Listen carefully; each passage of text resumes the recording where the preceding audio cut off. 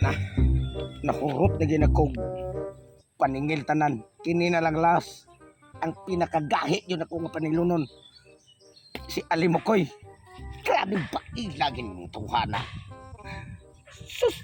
Kad sa una pa na kong sige balik-balik ko paningil. Magsige lagsadsaad. Karon, padung na ko sila ha. Nanlan nga paninglo ni gito nako kay niliwas na sa eleksyon. Wa na siya rason. Nganong di siya mobayad. Kay kwarta ka na to. Kay gihimo pa siyang leader. Gihimo pa siyang calculator. Natig kolekta sa mga kwarta ba? Imposible gwa gito siya ay kwartaron kay kurakot siguro siya gamay. Ang iyang nilidiran, di mo gito niya i-remit sa mga katawan.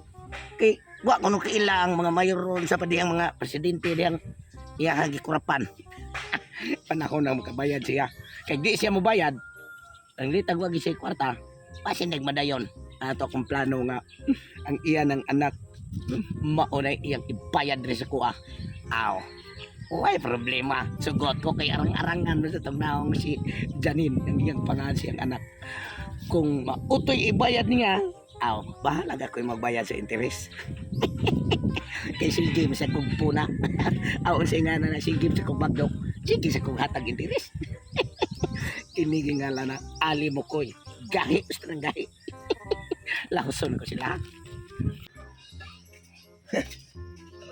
Balaya. Basta sirado ba? Buting ngawa. Aminaw ko mo kikiling siguro ngari ko ay. Ay laing pagi anaw niya. Ayo. Ayo. Oh, may kaniya kaday. Balik sa kadriya? Naunsa naman yung taon. Ang ala di mo balik. Naliwas ng eleksyon, wa pagyapon mong buhatag sa inyong bayranan, sa imong amahan. Akong papa ra badriya wala karon diri sa amoa kay nangita og kwarta or katrabahuan kay kato gani negosyo na mo nga. Basta tong negosyo na mo nga kanang timbang-timbang na bankrupt mao na nga wala na jud ikabayad si papa nimo. Ay kung istoryahe anak, luma na kay ng diskweltiha. Kahibaw ko. Itaguan ran mo pagawasap gos. Wala lagi si papa diri ang ako nga amahan ug ako ang maguwang nagkuyog didto nangita og mga trabaho kay para naami kaunon. Day, ay kog rason ni ana. Kay kining nga kuaron nga gipaningil. Kamo na lang mo iwa kabayad o kataasan ng listaha. Kamo pa kinalasa. Ina na problema namo kay nganong karon pa man sa kanibalik nga nangagit atong eleksyon na toy daghang kwarta ta sa si papa. Maabit ang gituyo na kog liwas ko sa eleksyon na maningil.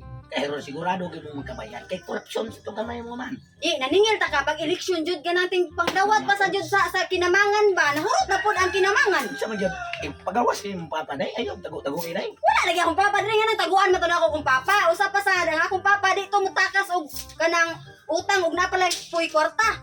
Sa ato ka wag gid kwarta mo man. Wala lagi kwarta si papa nang apply pag trabaho. Aw. Nya na lang og kuan balik ka lang mga sunod adlaw siguro. Sa balik ka dili mahimo og wala ko mada dito ni remit ako ani kay kuangan ni ako remit kamo na lang kakuang. Aw, wala na lang kami nakuang at least na kay na rimit. Di ana na lang oh. Uslan man di nga wala di mong amahan. Dali ko yung kita lang ko yung dali. Ha? Dali kita lang ko yung. Ano man? Bahala ka ko magbayad sa interest. Si, Tala ko yung da. Uy. Uy, ang pa.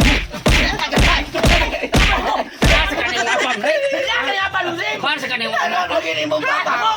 dili mo akong apam. Paoy kuya, ano sa man mo? Mama ni!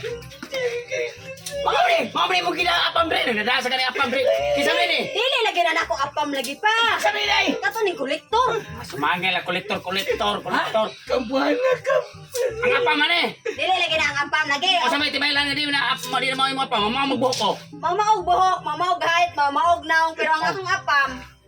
Kuan manggod ang katong yang alho ba? Ano ba yung alho din? Ako? Kamay? Dako yang alho pero naay nagtungtong sa ulo-ulo kanang aom ba nay aom. Ito ano itong ang kambe? Ang tanawa oh. Pag bakoy brief. Ano?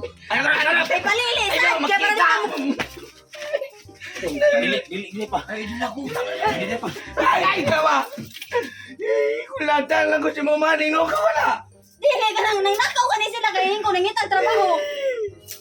Uy, klaro tayo mga man. Naan ba kong apam? Naman ni kaya pan may bayad? Wala ko kwarta pod. Kaya